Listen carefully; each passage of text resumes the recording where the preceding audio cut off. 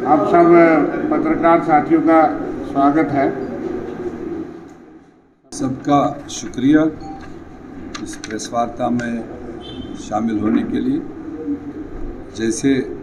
हमारे chief spokesperson Ravindra Sharma ji ने आपको बता दिया, हमारे आज के इस प्रेस वार्ता में 3 मुख्य मुद्दे हैं। एक तो जो कल ही पंजाब में मर्डर हुआ और एक इंटरनेशनल कलाकार, एक नौजवान लीडर कांग्रेस पार्टी का, जिस तरह से दिन दहाड़े मर्डर हुआ, 50 गोलियां उसके जिस्म पर डाली गई, हम उसकी निंदा करते हैं और साथ में डिमांड करते हैं कि इस मर्डर का एक विजिबल रीज़न दिखता है कि जो पंजाब की स्थिति कश्मीर से पहले ख़राब थी, फील्ड में नेशनल इंटरनेशनल पॉपुलैरिटी रखते हैं, उनको सुरक्षा मिली हुई थी। और जो पंजाब के चीफ मिनिस्टर ने यूनिलेटरल फैसला लेकर बिना किसी कंसल्टेशन के जो उन्होंने सिक्योरिटीज़ विड्रा की और इस तरह के एक इंटरनेशनल फेम के आदमी को सड़क पर डाल दिया, जिसकी वजह से 24 घंटे के अंदर उसकी हत्या हुई। हम डिमांड करते हैं इस हत्या का सीधे murder case Punjab chief minister पर लगना चाहिए। नंबर 2 इशू हमारा, आज ही के दिन हमारे देश के प्राइम मिनिस्टर दूसरी टर्म का ओथ लिया था 2019 में। तो कुल मिलाकर 2014 से लेकर आज तक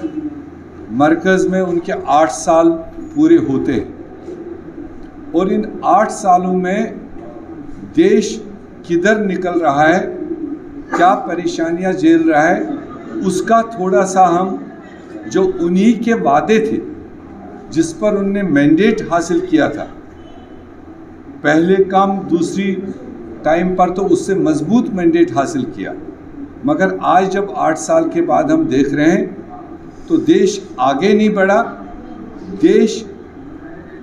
अपनी जगह भी नहीं है बल्कि रिवर्स में चल रहा है। जो 2014 की पोजीशन थी उसके मुकाबले में हम रिवर्स में। 2016 से 20 के दरमियान, 4 साल के दरमियान जो 3400 केसेस देश के अलग अलग विभागों में दर्ज किए गए हैं, जो शायद इससे पहले 70 साल में इतनी बड़ी संख्या, इतने बड़े रेशियो के साथ में नहीं हुआ होगा। इसी तरह से अगर हम जो हमारे अन्नदाता हैं, जो किसान हैं, उनका आपने देखा 8 साल में किस किस तरह के धक्के खाने पड़े, कितनी हत्याएं हुई, कितने जिसको हम कहते हैं कि सुसाइड्स कितने किसानों ने किए, वो फिगर आपके पास है, हम भी मुहैया कराएंगे, ऑल टाइम है। और फिर इस सरकार ने बोला था, अभी रिसेंटली लास्ट चुनाव में उन्होंने दिया था कि 2022 आते आते हम अपने किसानों की आमदनी दुगनी करें, ऐसी व्यवस्था करें कि जो 100 रुपये कमा रहा है उसको 200 रुपये का आमदनी होगा। मगर आज जब हम देख रहे हैं दुगनी आमदनी तो दूर की बात है, उन्हीं हमारे अन्नदाताओं को आज घर चलाना मुश्किल है। ये मोदी साहब और भाजपा सरकारों की देन है। 10 लाख करोड़ का कोई हिसाब देशवासियों के सामने नहीं है और वो 26 लाख करोड़ में देखेंगे तो 2-4 लोग ही उसकी बेनिफिशियरी रहे, अडानी, अंबानी एंड जो देश के बाहर भागे हुए लोग हैं, और वो सीधे बेनिफिट उनको मिला। मगर आउट ऑफ 26 लाख करोड़ जो इन्होंने कमाया, उसमें से अभी तक देशवासियों के लिए, एवरेज मिडिल रेंज लोगों के लिए कोई भी ऐसा प्रोग्राम ये सरकार नहीं दे पाई जिससे कि हम समझ सकते थे कि एक हाथ टैक्स दो, एक हाथ रिलीफ लो, एक हाथ आप कोई स्कीम लो, वो ये सरकार दे नहीं पाई। आपको दूसरा एक एरिया में ले चलूँगा कि देश की हालत को समझाने के लिए। आज आप यही मोदी साहब चीफ मिनिस्टर होते हुए वो आप सुन रहे हैं उनके भाषण कि जो यूपीए सरकार पर कह रहे थे कि रुपये का वैल्यू डाउन हो रहा है और मरकज़ी सरकार क्या कर रही है। आज आप अपने 1 रुपये का वैल्यू देख लीजिए, आपके डॉलर के मुकाबले में कहाँ पहुँचा है, ऑल टाइम लो। ये उनकी दूसरी उपलब्धि है शॉर्ट फॉर्म में समझाने के लिए। जो एसेंशियल कमोडिटीज़, कंस्ट्रक्शन मटेरियल, खाने पीने की चीज़ें, पहनने की चीज़ें, अगर आप देखेंगे 2014 के मुकाबले में 200-300% इंक्रीज़ इस वक्त आम आदमी को मिल रहा है। आप गैस की बात कीजिए, आप पेट्रोल की बात कीजिए, आप डीजल की बात कीजिए, आप रसोई के तेल की बात कीजिए, ये आसमान छूने वाली कीमतें, ये मेहरबानी है हमारी आज की पॉपुलर सरकार भाजपा सरकार की। सबसे highest number of unemployed youths है, 45 करोड़ के आसपास हमारे भारत देश में इस वक्त अनएम्प्लॉयड यूथ जिनको कोई काम नहीं मिल रहा, वो इस वक्त सरकारी आंकड़ों के मुताबिक देश में दर्ज है। ये सबसे बड़ी नाकामी हम आज की सरकार की मानते हैं, जो देश के नौजवानों को रोज़गार नहीं दे पाए। और अगर देखा जाए तो इस वक्त 7.9 अनएम्प्लॉयमेंट रेट है देश में, जो अभी तक का हाईएस्ट, चाहे वो स्किल्ड है, चाहे वो अनस्किल्ड है, चाहे वो पढ़े लिखे हैं, चाहे वो कम पढ़े लिखे हैं, जो इस सरकार से नज़र लगाए हुए थे कि ये जॉब पैदा करेंगे तो हम अपने परिवार चलाएंगे, वो ये सरकार दे न सकी। ये पहला फेलियर है। इसी तरह से देश का एटमॉस्फेयर, जिस देश को हमारे पूर्वजों ने, महात्मा गांधी जी ने,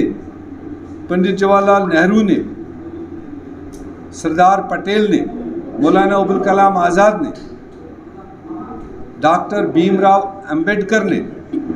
जो इस मॉडर्न इंडिया के आर्किटेक्ट्स थे आज़ादी के बाद में, जिस तरह का देश उन्होंने जिसकी बुनियाद डाली थी,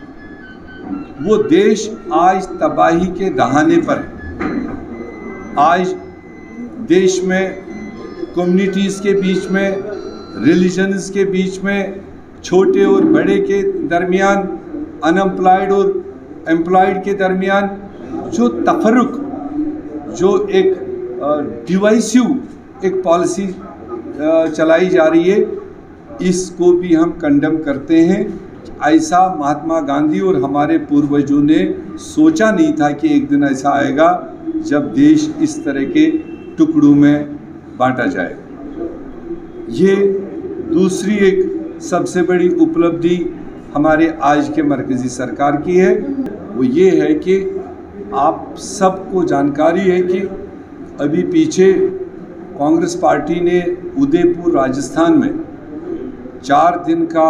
एक संकल्प शिविर लगाया था, जिसमें देश के तमाम माने जाने लीडर्स थे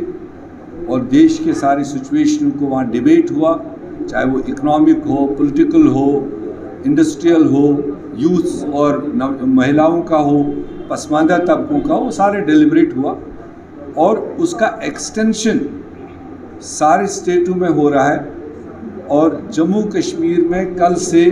पूरी जम्मू कश्मीर कांग्रेस का 3 दिन का शिविर कहिए, वर्कशॉप कहिए, पट्टी टॉप में हमारा 3 दिन का है, जिसमें करीब 150 से ज़्यादा जो हमारे फॉर्मर मिनिस्टर्स हैं,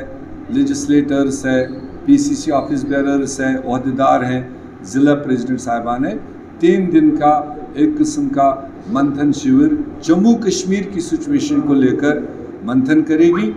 और उसमें कल 31 को शुरू होगा इनडायरेक्टली रजिस्ट्रेशन वगैरह, मगर फॉर्मल कैंपिंग शुरू हो जाएगी,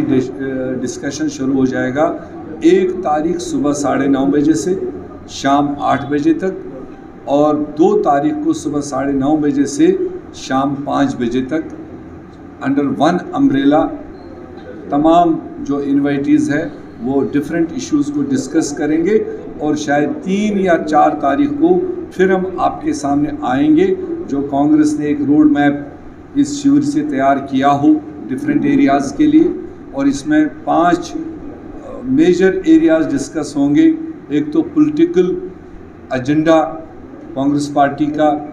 क्या है, दूसरा ऑर्गेनाइजेशन में क्या तब्दीलियां लाने की ज़रूरत है वो डिबेट होगा, तीसरा वुमेन एंड यूथ एम्पावरमेंट के लिए हमने क्या कदम उठाने हैं, और चौथा है हमारा एग्रीकल्चर, टूरिज़्म और इंडस्ट्रीज़, और 5वां है सोशल जस्टिस। जो हमारे दबे कुचले तबके हैं उनके लिए कांग्रेस कौन सी लाइन इख्तियार करेगी। ये 5 एरियाज़ में 2 दिन डिबेट होगा, और उसके बाद में जो फाइनल डिक्लेरेशन आएगी वो भी हम आपके सामने रखेंगे।